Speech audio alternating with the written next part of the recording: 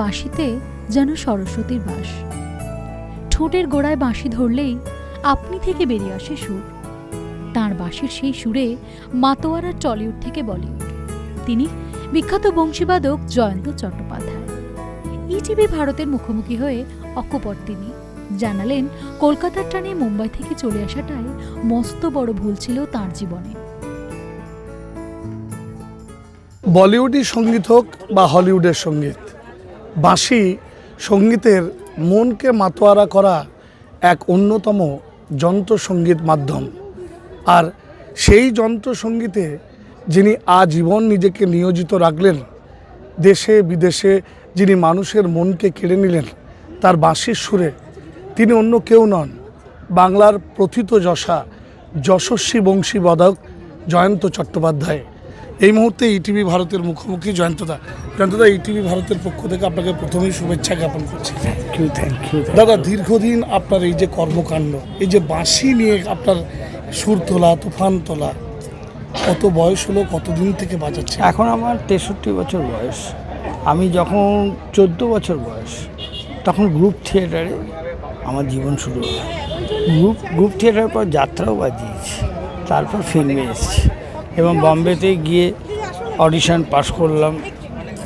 খুব বড় জাজ ছিল, এ গ্রেড হয়েছে।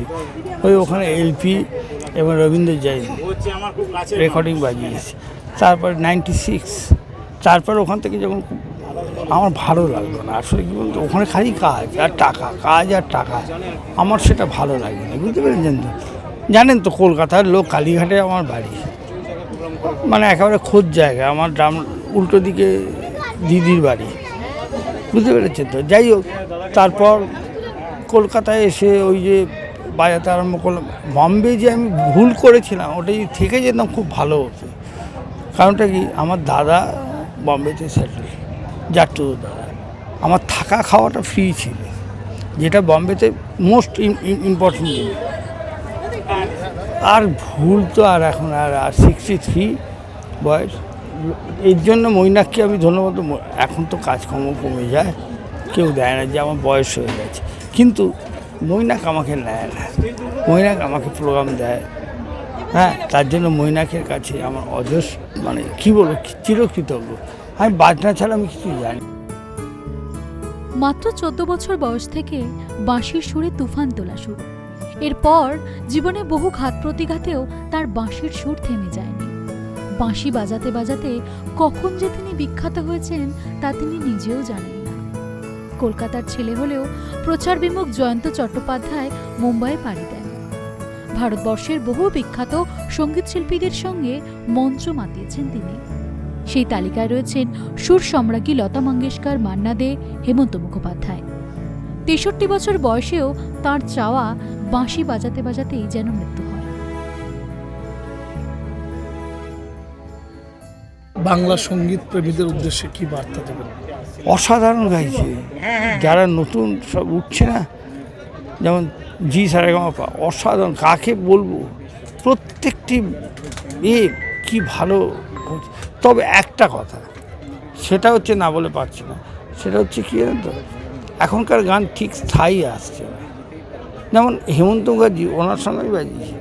হেমন্ত মুখার্জির যে গান এখনও চির নতুন, মান্নাদের গান ওনার সঙ্গে বাজিয়েছি, লতা মঙ্গেশকর ওনার সঙ্গে বাজিয়েছি। মানে কি প্রতিম শিল্পী মোটামুটি সবার সঙ্গে বাজিয়েছি। এটা আপনাদের ভালোবাসা এবং আশীর্বাদ, যাই বলুন কেন, আমি খুব মানে আমি মনে করি আমি যতটা তার থেকে অনেক বেশি আমার উপরওয়ালা দিয়েছে। কতদিন বাজাবেন? হ্যাঁ, আর ইচ্ছে তো, আমি বাঁশি ছাড়া মারা যাব। যেদিন বাজাতে পারবো না সেদিন আমার থাকার ইচ্ছে নেই পৃথিবীতে। ওটা আমার প্রাণ, আমার ছেলেমেয়ের থেকেও, মানে এইটা হচ্ছে আমার প্রাণ। ঠিক আছে, নমস্কার। জয়ন্তদা অকপটে জানালেন, বাঁশি তার প্রাণ।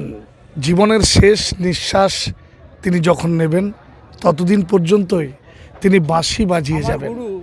হ্যালো, আমার গুরু আকাশবাণীতে বাজাতে বাজাতে উনি চলে গেছেন। আকাশবাণীতে রেকর্ডিং ছিল, প্রথম বাঁশিটা বাজালো, তারপর সন্তুর বাজাচ্ছিল। সন্তুর বাজাতে বাজাতে আমি সেই সময় ছিলাম স্পটে। ওইখানেই শেষ। আমিও মনে করি যেন এরকম একটা সময় আসুক, কারণ সত্যি বলছি মা সরস্বতী আমার যেন নিয়ে নেয়। অসাধারণ অভিব্যক্তি। জয়ন্তদার বাঁশি মাতোয়ারা করে দিয়েছে মানুষকে। বলাই যায় বাংলার মানুষের হৃদয় জয় করে যিনি আজও বাঁশি বাজিয়ে যাচ্ছেন অবলীলায়। আমরা চাই টিভি ভারতের পক্ষ থেকে তিনি সুস্থ থাকুন, দীর্ঘায়ু হন, আর তার বাঁশির সুরে, তার বাঁশির মায়া জালে বাংলার মানুষ আরও অনেক অনেক বছর বাংলা সঙ্গীতকে বুকে নিয়ে বেঁচে থাকুক। ইটিভি ভারত থেকে সৌমেন বন্দ্যোপাধ্যায়, দুর্গাপুর।